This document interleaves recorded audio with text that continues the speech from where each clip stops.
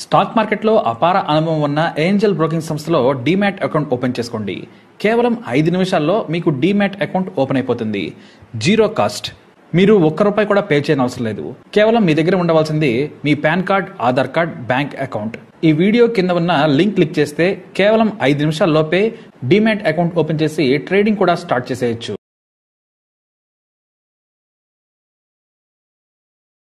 హైదరాబాద్ లో రౌడీ షెటర్లు రెచ్చిపోయారు. ఏకంగా ప్రత్యర్థిని హత్య చేసి రక్త చరిత్ర సినిమా పాటను బ్యాక్గ్రౌండ్ లో పెట్టి మరీ ఇన్స్టాలో వీడియో పోస్ట్ చేశారు. నిన్ను చంపిన వాడిని చంపామన్నా ఇప్పుడు తరుణన్న ఆత్మ శాంతిస్తుందని సిద్ధు అనే యువకుడిని చంపిన తర్వాత ప్రత్యర్థులు వీడియో పెట్టడం ఇప్పుడు కలకలం రేగుతోంది. ఈ వీడియో వైరల్ కాగానే పోలీసులు నిందితులను వేగంగా అరెస్టు చేశారు. అయితే ఎవరి మృతుడు తరుణ్? 20 మంది ఒకేసారి రాత్రి సమయంలో దాడి చేసి ఒళ్లంతా కత్తులతో ఎందుకు కొల్లబొడిచారో తెలియాలంటే ఏడాది క్రితం దాసారంలో జరిగిన హత్య గురించి తెలుసుకోవాలి. ఎందుకంటే ఆ హత్య నేటి హత్యకు ప్రతీకారం అన్నమాట. హైదరాబాద్ లో కూడా ఇలాంటి రౌడీలు, గ్యాంగులు ఉన్నాయా అని సామాన్యులు ఆశ్చర్యపోయేలా చేసింది ఈ ఘటన. Hyderabad SR Nagar police station పరిధిలో తరుణ్ అనే యువకుడు ఉండేవాడు. ఇతను రౌడీ షెటర్లతో స్నేహం చేస్తున్నాడు.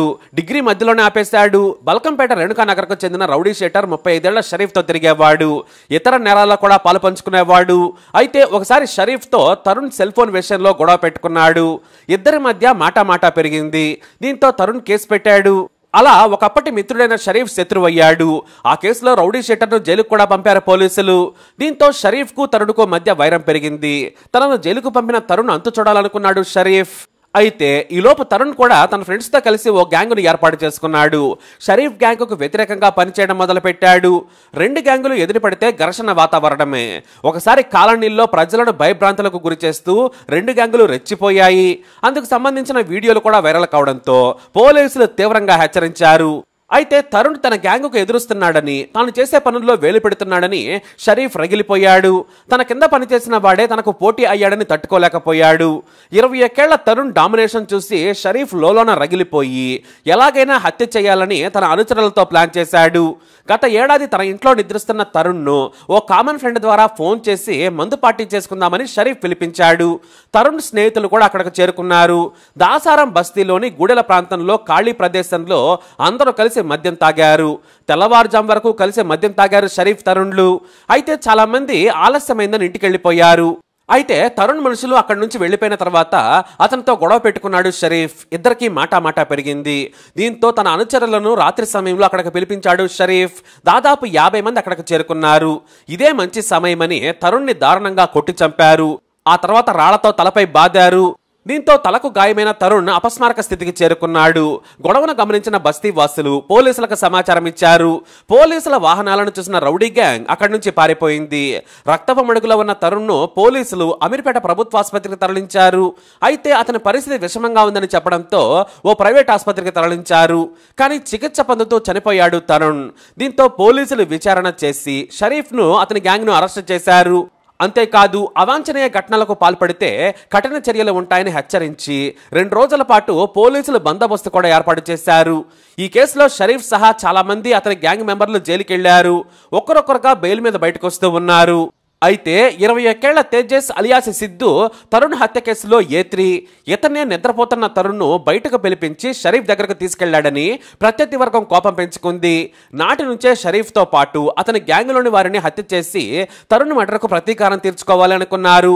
అయితే A3గా ఉన్న సిద్ధు 3 నెలల క్రితం బెయిల్ మీద బయటకొచ్చాడు. ఇతను ప్రగతి నగర్లో తల్లితో కలిసి నివాసం ఉంటున్నాడు. సిద్ధు జైలు నుంచి బయటకు వచ్చినప్పటి నుంచి సిద్ధుని గమనించడం మొదలు పెట్టారు. అతనికి తెలియకుండానే హత్యకు గురైన తరుణ్ గ్యాంగ్ మెంబర్లు స్నేహం మొదలు పెట్టుకుంటూ వచ్చారు. తరుణ్ను నమ్మించి చంపినందుకు ప్రతీకారం తీర్చుకోవాలి అనుకున్నారు. ఇది తెలియని సిద్ధు చాలా కూల్గా ఉండడం మొదలు పెట్టాడు. అయితే మార్చి 7న ఆదివారం ఆ రోజు సిద్ధు తల్లి బంధువుల వేడుకకు వెళ్ళింది. దీంతో ఒంటరిగా ఉన్నాడు తేజస్ అలియాస్ సిద్ధు. ఈ విషయం తరుణ్ గ్యాంగ్ మెంబర్స్ కు తెలిసింది.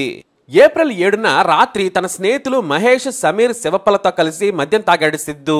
అయితే సిద్ధు బయటకు వస్తాడని కాపు కాశారు తరుణ్ గ్యాంగ్ మనుషులు. తమ స్నేహితుడిని చంపిన సిద్ధును చంపాలని చాలా ప్లాండ్ గా వ్యవహరించారు. అయితే తెల్లవారుజామున 3:30 గంటలకు ప్రగతి నగర్లోని బతుకమ్మ ఘాట్ దగ్గర ఉన్నాడు సిద్ధు. తన స్నేహితులతో కలిసి మాట్లాడుతూ ఉన్నాడు. సరిగ్గా అప్పుడే 10 బైకుల మీద 20 మంది గతంలో షరీఫ్ గ్యాంగ్ చేతిలో చనిపోయిన తరుణ్ ఫ్రెండ్స్ అక్కడికి వచ్చారు. వచ్చి రాగానే సరాసరి సిద్ధు దగ్గరకు వెళ్లిపోయారు. అతన్ని కత్తులతో పొడిచారు. అయితే అక్కడ సిద్ధు స్నేహితులు కూడా ఉన్నారు. సిద్ధుని పొడుస్తూ ఉండగా వారు అక్కడి నుంచి పారిపోయారు. దాదాపుగా 11 కత్తిపోట్లు సిద్ధు ఒంట్లోకి దిగాయి. అక్కడికక్కడే చనిపోయాడు సిద్ధు. ఆ వెంటనే సిద్ధు రక్తపు మరకలున్న కత్తులను చూపిస్తూ వీడియో చేశారు ప్రత్యర్థులు.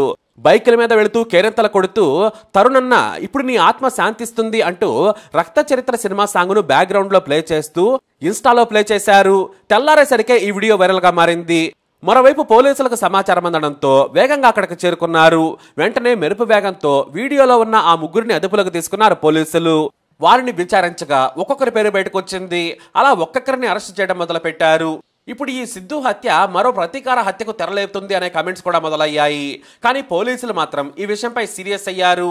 ఏసీపీ శ్రీనివాసరావు ప్రత్యక్షంగా ఈ కేసును పరిశీలిస్తున్నారు. రౌడీ షెటర్లు రౌడీ గ్యాంగ్లను ఏరేస్తామని కఠిన చర్యలు తీసుకుంటామని చెబుతున్నారు పోలీసులు. ఇలాంటి రౌడీ వ్యవహారాలపై ప్రజలు కూడా ఆగ్రహంగా ఉన్నారు. పోలీసులంటే భయం లేకుండా చట్టాలకు విలువ ఇవ్వకుండా వ్యవహరిస్తున్న ఇలాంటి వారిపై కఠిన చర్యలు తీసుకోవాలని ప్రజలు కోరుతున్నారు. బాహాటంగా హత్యలు చేస్తుంటే సామాన్యుల పరిస్థితి ఏంటని, సినిమాల్లో కంటే దారుణంగా వ్యవహరిస్తున్నారని ఆగ్రహం వ్యక్తం చేస్తున్నారు నెటిజన్లు. వాస్తవానికి ఈ హత్య 2 వారాల క్రితమే జరగాలి. అయితే తన కొడుకుపై హత్య జరుగుతుంది అని ఊహించిన తల్లి తన మకాన్ని మార్చింది. అనూహ్యంగా ఆమె బయటికి వెళ్లడంతో నిందితులు పక్కాగా ప్లాన్ చేశారు. ఇక తేజస్ హత్య జరిగిన చోటును పోలీసులు ఎవిడెన్స్ జోన్ గా మార్క్ చేసేశారు. తేజస్ మృతదేహం పడి ఉన్న ప్రదేశం చుట్టూ పోలీసులు రిబ్బన్ కట్టి ఉంచారు. రక్తపు మరకలు రోడ్డుపై పడి ఉన్నాయి. ఈ హత్యలో ఎంతమంది పాల్గొన్నారనేది గుర్తించేందుకు ప్రయత్నిస్తున్నామని ఏసీపీ చెప్పుకొచ్చారు. ప్రాథమికంగా అయితే 10 నుండి 15 మంది బయటపడ్డారు. ఆ లిస్టు మాత్రం 20 వరకు ఉందని అనుమానం. వీడియోల ఆధారంగా అయితే 5-6 మాత్రమే గుర్తింపబడ్డారు. ఇక వీరంతా కూడా 25 ఏళ్ల లోపు వయసు వారే. కేవలం హత్య పాత కక్షల వల్లే. అలాగే ఇన్స్టాలో పోస్ట్ చేసిన ఐడి పేరు తరుణ్ రాయ్ 47 టీమ్. ప్రస్తుతానికైతే పోలీసులు ఆ వీడియోలను తొలగించారు. ఆ అకౌంట్ కూడా బ్లాక్ చేయించారు. ఇలాంటి వారికి ఎదుటి వాళ్ళు ఏమనుకుంటున్నారనే ఆలోచన ఉండదు. ఉద్వేగాలపై నమ్మకం ఉండదు. కనీసం చట్టం శిక్షిస్తుందనే భయం కూడా ఉండదు. మీడియా ప్రభావం కూడా వీరిపై బాగా పనిచేస్తోంది. ఈ తరహా ఘటనలు చూసి వాళ్ళు కూడా ఇలానే సులువుగా చేయొచ్చు అన్న ఆలోచనలో ఉంటారు. రౌడీ షెటర్లతో చేసిన సావాసం యుక్త వయసులోకి వచ్చాక యాంటీ సోషల్ పర్సనాలిటీ డిజార్డర్ మొదలవుతుంది. సమాజానికి తమ వికృత చేష్టలు చూపించాలని అనుకుంటారు. మరి ఇలాంటి వారిని ఏం చేయాలి? మీ అభిప్రాయాన్ని కమెంట్ ద్వారా తెలియజేయండి. ఈ వీడియో అప్డేట్స్ కోసం మై ఛానల్ ఫాలో అవ్వండి. అలాగే తప్పకుండా సబ్స్క్రైబ్ చేసుకోండి.